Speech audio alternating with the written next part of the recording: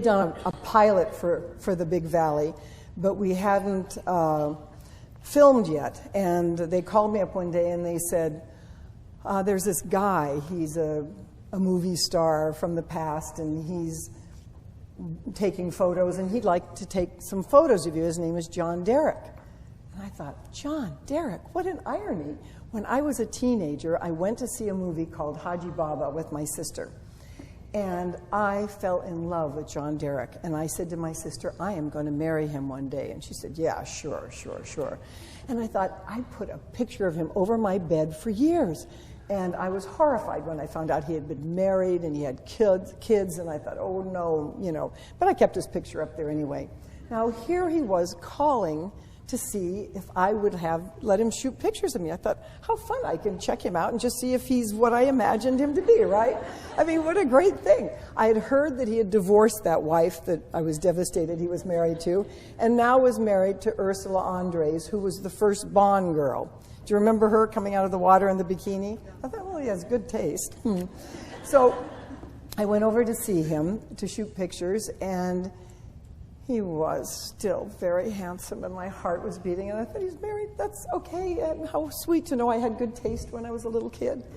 And he spoke of his wife as his bride, and they'd been married 9 years. I thought, oh, and he's romantic too, isn't that nice? And we had a wonderful time. He shot pictures, and I left thinking, well, at least I had good taste as a kid. Well, a few months later, he calls me up again and wants to shoot photos again. And I said, okay, great. Went over.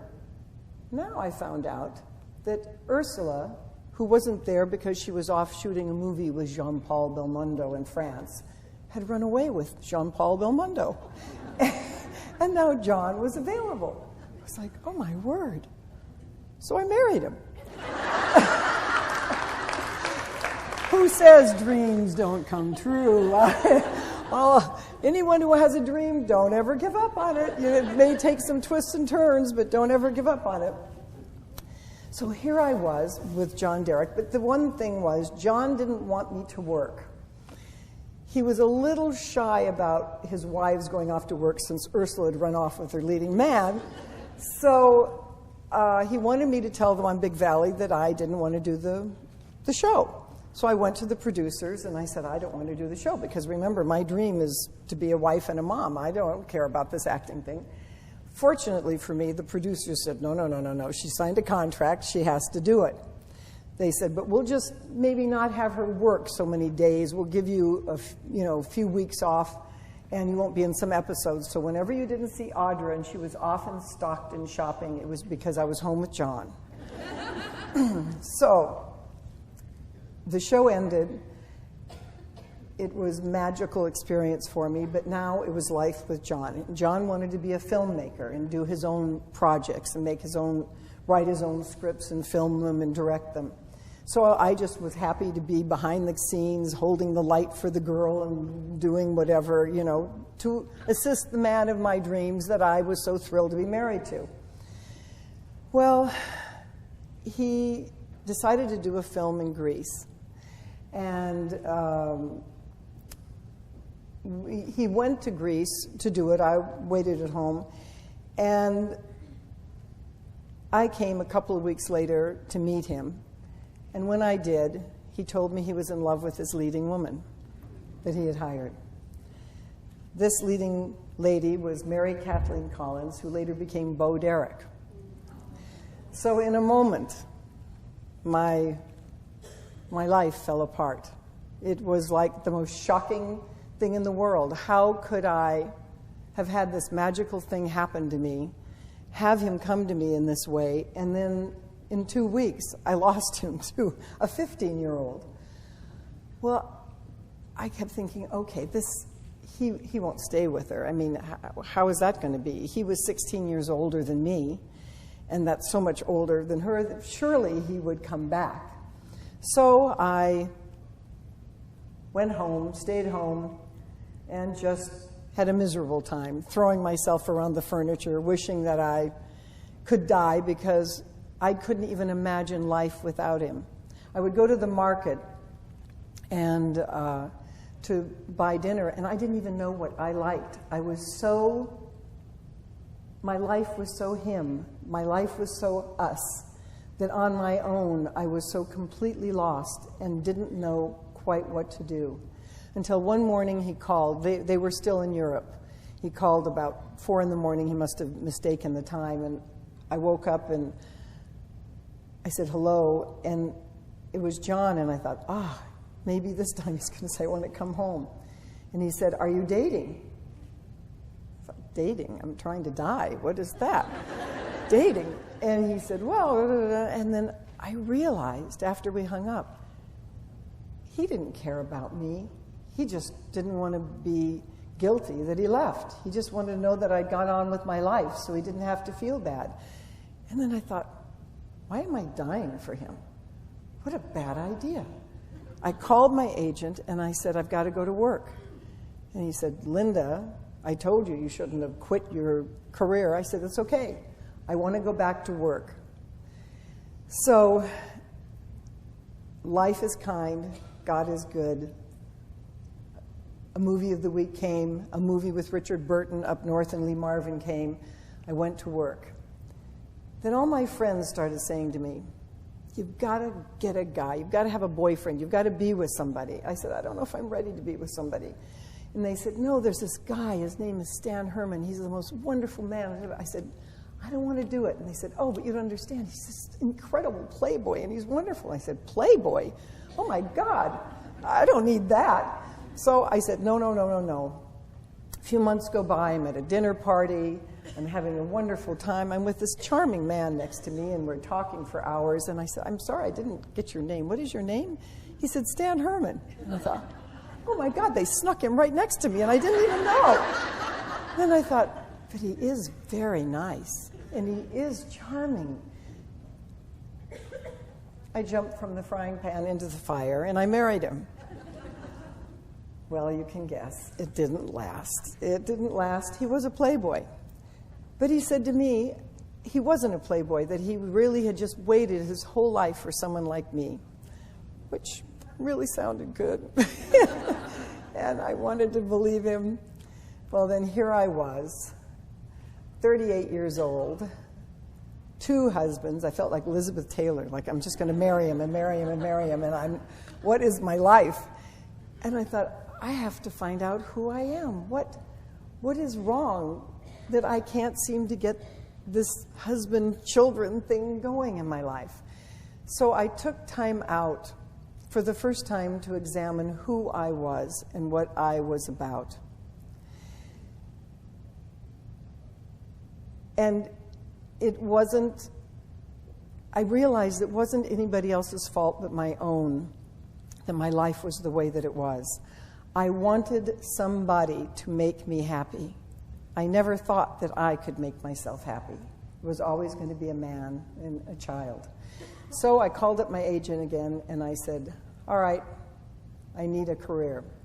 And he said, oh my God, Linda, now you're almost 40. And Jacqueline Smith and Farrah Fawcett's are all the leading rage in town. And you're so much older. Oh my God, why do you do this to me? I said, it's just the way it is. I want a career for the first time in my life. Let's make it happen. And interestingly enough, I couldn't get a job. I couldn't get a job anywhere. Not even a crummy little commercial or a spot on somebody's show or anything. Things were just looking really bad. I wanted to be independent. I wanted to take care of myself. Any money that I'd made, that I had, I'd put into the house that Stan had sold me, that he held, and if I didn't pay for it, he more than told me he'd take the house back. So the pressure was on me to be an actress at a time in my life when I was really scared because I didn't know if I could do it, because I'd never relied on that ever in my life to live. I never thought of that as a career. Well, finally, my agent calls up and says, I've got something for you to go out for. It's a movie with Steve McQueen, but he says you have to come without any makeup, and it's kind of a strange thing, so go meet with him and let's just cross our fingers. So I went to meet Steve McQueen, who was starring in it, producing it, and directed it, but nobody knew he directed it. So anyway, he he opens the door, and I go, "Hi, I'm Linda Evans." And he goes, "Oh, Linda, my gosh. I told your agent you're wrong for the part. I'm sorry you're here." And I went, "Oh, okay." And he said, "Well, you came and you didn't wear any makeup, and that's awkward. Come on in and we'll just talk." He gave me the part. He gave me the part. And I was so nervous because it was such a big deal and such an important deal that when I went a few months later on location to work, I got laryngitis. I got so scared my voice left, so I could hardly speak. And I came on the set, and I'd heard several people were sent back and he'd fired them because they weren't right for the part after he'd hired them. And I thought, oh God, don't let that be me. And I went in to see him, and he said, "I totally understand." He said, "Completely." He said, "For all the years I've been working and all that I've done, I still get scared, and I understand. Go to your room, don't speak to anybody for a week, and then we'll start filming." And he was so great. He took care of me in that film. And if you ever see Tom Horn, I can hardly talk, but you can hear me, and I did it. The film wasn't as successful as we all wanted, and so it kind of came and left, and I still didn't have my career. But you know, I've always held to my dreams. I've never given up. Well, John Derek, look at that. How many years I had to hold that dream on life. And finally, my agent called me. He says, "There's a script called Oil."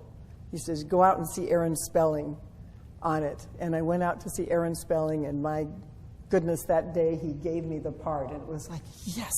I didn't know that he had offered it to Angie Dickinson, and she turned it down because she had done Policewoman, but that didn't make any difference. I've thanked Angie a million times that she didn't turn that part down. And of course, I got to work on Dynasty and have 9 amazing years with John Forsythe, who I adored since I first met him. That show was called Crush on Bentley when I was 15. I had a crush on him. I was his niece's friend, and he fixed me up at the end with a football player.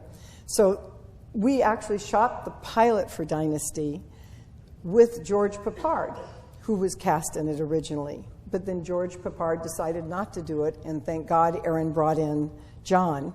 And so we did that together. But with everything in life that you do, when you know, I wanted to have a career, Dynasty was so time-consuming. Dynasty took over our lives. It got so big. Nobody knew that you could do something that would get so huge. And with it came many opportunities to learn and to grow. And one of the things that happened for me was we started winning awards because the public loved the show, which we adored. But then my old fear came back, getting up in front of people. I was so scared that I would say, "Can you give the award to somebody else? Because I don't want to go get it. Because then I have to get up and say thank you, and I don't want to stand there in front of everybody."